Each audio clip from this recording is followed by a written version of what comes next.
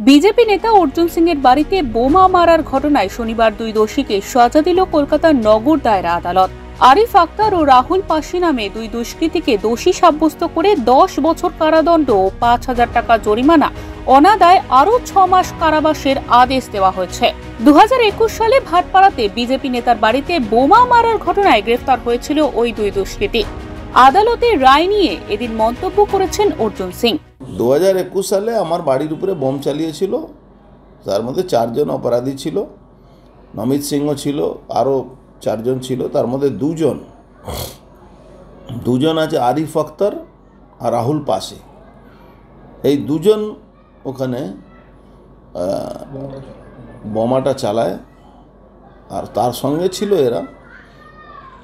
এরাদেরও হাতে বোম ছিল, সিসিটিভি ফুটেজও দেওয়া হয়েছিল। তখন এই কেসটাকে এনআইএ টেক ওভার করে, যেহেতু এক্সপ্লোসিভ অ্যাক্ট লাগানো ছিল। তখন পুলিশ ভুল করে এক্সপ্লোসিভ অ্যাক্ট লাগিয়ে দিয়েছিল। এই ধরুন রিসেন্টলি যে আমার উপরে বাড়ির উপরে অ্যাটাক হয়েছিল আবার, তখনও তো বোম চলেছিল, কিন্তু এক্সপ্লোসিভ অ্যাক্ট লাগাইনি। ভিডিও ফুটেজ দিয়ে আমরা হাইকোর্টে মামলা করেছি, হয়তো হাইকোর্ট এনআইএ তদন্ত দেবে। তার মধ্যে ডাইরেক্ট এই নমিত সিং যে কাউন্সিলরের ছেলে আছে, আরও সব কয়েকজনের নাম আছে। কিন্তু আজকে এটা দুজনকে